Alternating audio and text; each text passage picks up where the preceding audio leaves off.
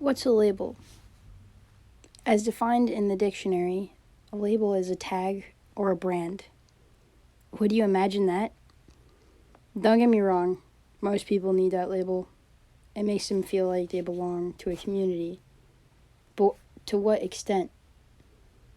Just to put you in this box, saying that this is exactly how you identify as, and you cannot branch away from this. It limits you to what you can express, to how you can identify as a human being. I've been labeled my whole life, and it's just something that I had to learn to break away from. Growing up, I was raised in a very Christian home, which meant that I lived up to that Christian label. We went to church every Sunday.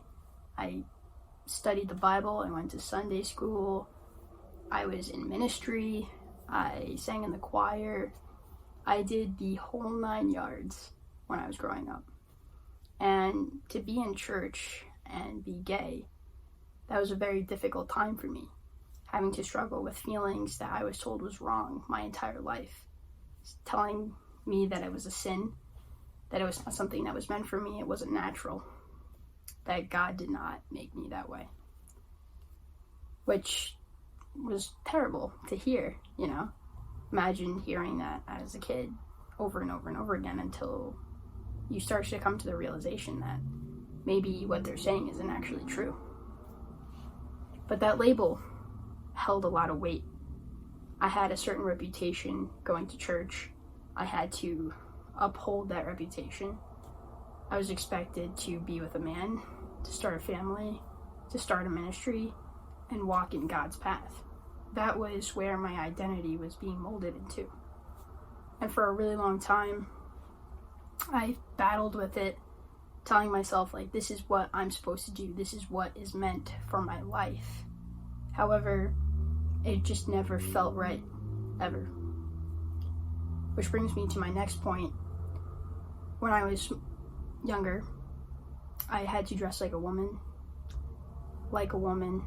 I guess. I had to wear dresses, heels, I had to wear my hair down. God forbid I cut my hair short. That was the end of the story. But I liked to wear boys' clothing. I was called a tomboy all the time. And there was that label, you know, labeling me a tomboy all the time. Always wearing my hair pulled back, or wearing a baggy t-shirt, wearing baggy pants with sneakers. That's how I liked to dress. I felt comfortable. I felt like I was in my own skin. That's where I felt most myself, where I could be able to express myself in that way.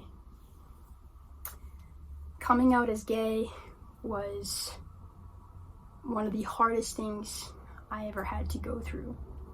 And I actually specifically remember applying to SUNYPotsdam for the reason to just come out, because I had been with my family my entire life. I had never traveled anywhere further than New York City line, and Potsdam had to be 7 hours away. But this was my moment to finally branch away and break free of the things that I was brainwashed with my entire life. And I came out as bisexual first, which is kind of funny in a way because people hear bisexual and they're very confused by that, you know. Are you actually bisexual? And all these questions come to play. But I came out as bisexual because I thought to myself, if my mom believed that I still was into men, maybe she'd be more accepting of me. That was my thought process. That if maybe I liked men still, she'd be okay with it. But boy, was I fooling myself, because that was not the case at all. I did not like men. I was strictly attracted to women, and I just didn't know how to say that out flat. As time went on, I realized that I don't like men at all. I really like women, and I came out as gay. I never really used the term lesbianism or lesbian or dyke or anything in that manner, because every time I heard the word lesbian, it would bring me back to memories of my mom saying it herself. And every time she said the word lesbian, it was like she was drinking some toxic poison in her mouth. And that's how she used it. She always used it in a negative way. So anytime I heard the word or used the word, I also would feel a weird, bitter taste in my mouth for this word. So I decided to just use gay, because for me, gay was this all-encompassing word that basically, if you call yourself gay, you're pretty much part of the community. And I have thought that way and still think that way. Which brings me to gender. I was born with the name Sarah. So from the get-go, I guess people could say that I was labeled a female from the get-go. I still walk into women's bathrooms and stuff like that. This has nothing to do with the fact that I changed my gender or anything like that. But I was born with the name Sarah Victoria Quiles, which is the girliest name that I could possibly think of. And I've never really liked my name. I love my parents, and I respect them very much, and that's the name that they gave me. However, it just never really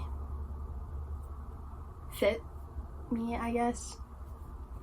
So I decided to think about other names that maybe I would want to change my name to. And I came up with the name Jordan, because I had heard this name throughout my entire life, and it was just this nice name. I always liked the name Jordan. I was just like, that's such a nice name. And I knew girls and guys with the name. So I was just like, I'm gonna change my name to Jordan. I think it was this big epiphany that I had. I was just like, I don't really need to change my gender. I just want to change my name. Which was like kind of funny in a sense, but once I changed it to Jordan, I realized that this is a unisex name. It doesn't adhere to cisgender normative societal rules or whatever you want to call it, and definitely did not put me in any particular box or tag or brand. And that was how I expressed myself, because Sarah reminded me of this person that I used to be, someone that was trapped, that couldn't find a way out, someone that was hiding, that was in that box, or those boxes, that box of Christianity, that box of tomboy, that box of being gay. I'm more than just a label. I'm more than a box. And I never want to be in that box ever again.